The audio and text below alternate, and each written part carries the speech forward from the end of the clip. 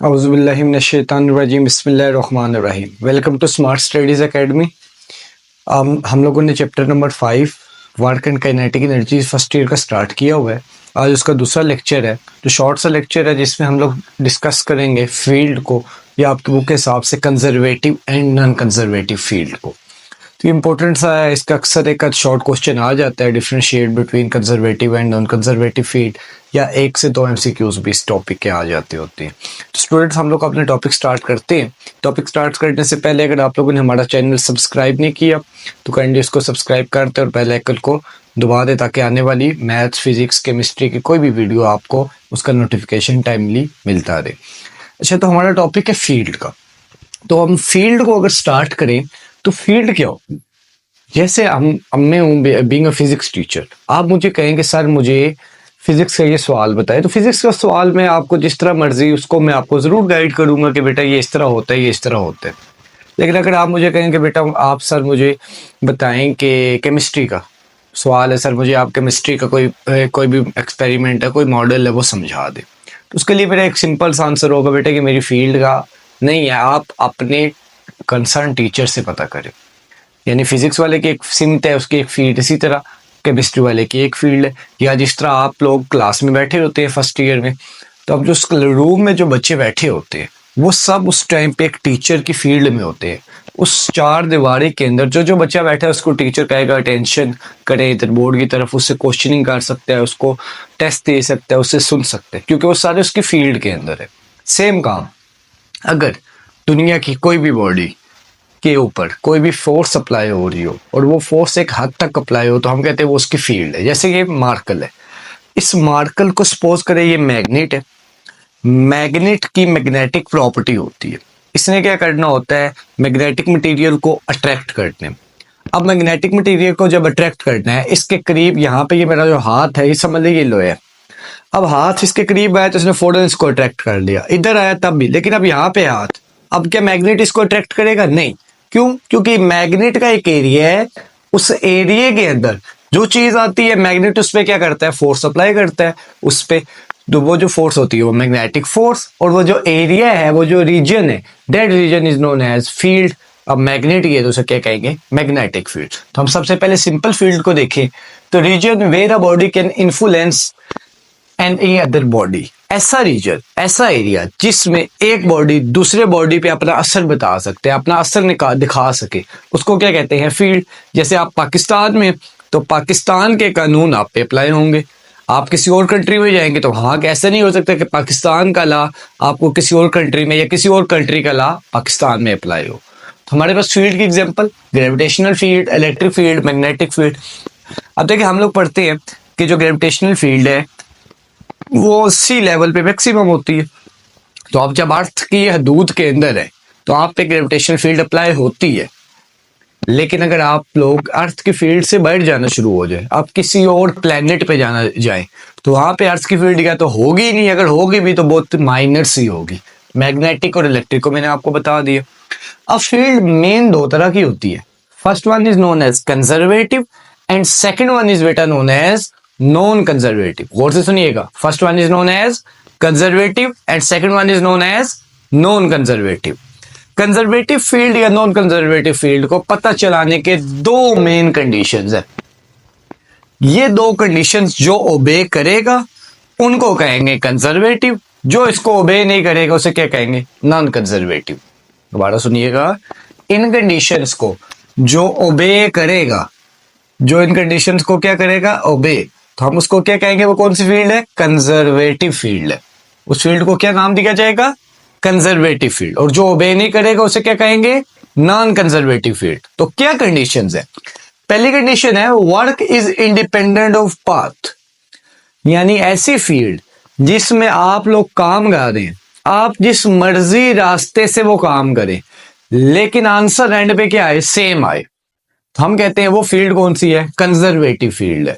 जैसे आपके पास दो स्टूडेंट्स हैं, उन दो स्टूडेंट्स को मैंने कहा कि आप लोगों ने एक एक चेयर उठानी है और जा के साथ किसी और क्लास में, सपोज करते 9th क्लास में रख के आनी है।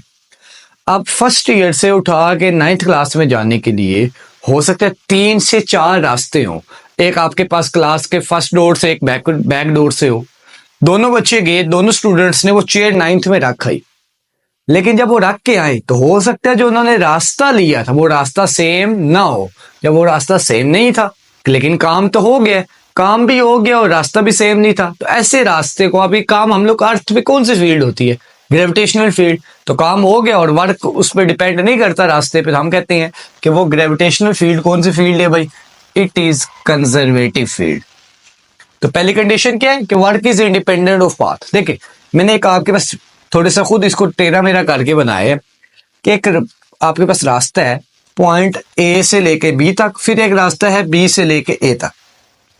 हमने दोनों को अलग अलग कर दिया, हमने इसको कह दिया ए से बी, जो ए टू बी है उसको मैंने पाथ नंबर 1 का नाम दे दिया, जो है बी टू ए उसको नाम दे दिया पाथ नंबर 2 का।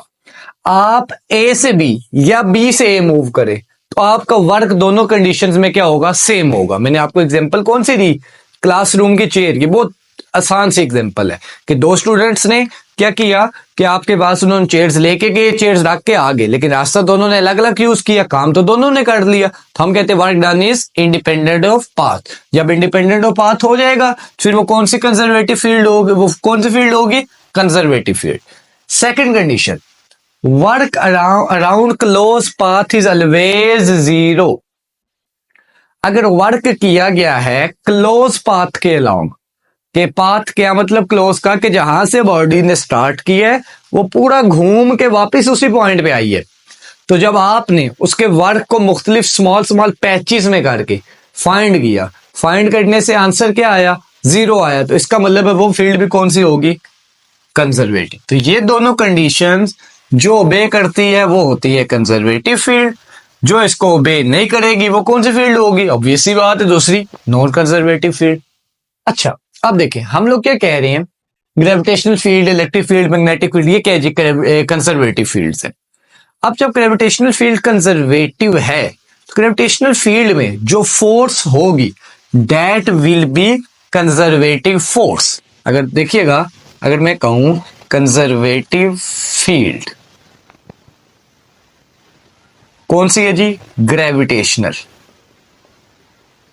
ग्रेविटेशनल फील्ड कौन सी है बेटा, कंजर्वेटिव, तो हम लोग कहेंगे जो ग्रेविटेशनल फोर्स होगी वो क्या होगी, कंजर्वेटिव फोर्स। समझ आइए बात की नहीं आई, फील्ड को उसको कंजर्वेटिव फील्ड कहेंगे और उस फोर्स को क्या कहेंगे, आपके पास कंजर्वेटिव फोर्स। सेम काम आपके पास इलेक्ट्रिक फील्ड है, इलेक्ट्रिक फील्ड अगर कंजर्वेटिव है तो इलेक्ट्रिक फोर्स क्या होगी, कंजर्वेटिव फोर्स। सेम काम आप देखते हैं नॉन कंजर्वेटिव, तो नॉन कंजर्वेटिव के एग्जांपल में आपके पास आती है फ्रिक्शन, यानी frictional field is a non conservative field, while friction force या frictional force is a non conservative force. दोबारा सुनिएगा, frictional field non conservative field है और frictional force non conservative force. दूसरी इसके अंदर एग्जांपल आती है एयर रेजिस्टेंस, दूसरी एग्जांपल बेटा क्या आती है इसके अंदर, एयर रेजिस्टेंस की। तो ये दोनों क्या है, फील्ड्स है, कौन सी, नॉन कंजर्वेटिव, तो इनकी जो फोर्सेस है that will be known as non conservative forces. Same काम ग्रेविटेशनल कंजर्वेटिव फील्ड की देखें, इसके अंदर हमने कहा ग्रेविटेशनल फील्ड, या दूसरी इसके अंदर हम कह देते हैं मैग्नेटिक फील्ड, या तीसरी इसके अंदर कह देते हैं इलेक्ट्रिक फील्ड। तो ये तीनों के, these three are conservative fields while the electric force, magnetic force and gravitational force are conservative forces. Any doubt बेटा, किसी को कोई इस टॉपिक में मसला है तो बताएं। आप लोगों ने सिंपल सा डिफरेंस इसका लिखना है, पहले पॉइंट पे ये आ जाएगा, जिसको ओबे करते हैं जी कंजर्वेटिव की तरफ, इसको ओबे करेगा तो work done is independent of path, तो कंजर्वेटिव की तरफ। दूसरी साइड में लिखेंगे work done is dependent of path, उसमें डिपेंड करता है। इसमें क्लोज पाथ के वर्ड का क्या होता है, जीरो होता है, उसमें क्या होगा, नॉन जीरो होगा। इसकी एग्जांपल्स आ जाएंगे, उसकी एग्जांपल चौथी पॉइंट में आ जाएगा, इसकी फोर्स के क्या बोलेंगे, कंजर्वेटिव फोर्स, और उसकी फोर्सेस को क्या बोलेंगे, नॉन कंजर्वेटिव फोर्सेस। किसी को कोई डाउट है तो बताइएगा कमेंट सेक्शन में। इसके अलावा हमारे चैनल पे आपको मैथमेटिक्स की और केमिस्ट्री की भी वीडियोस मिल जाती है, तो आप लोग उसको लाजमी देखिए और अपने क्लास फेलो के साथ शेयर करें। ठीक है, थैंक यू, अल्लाह हाफिज।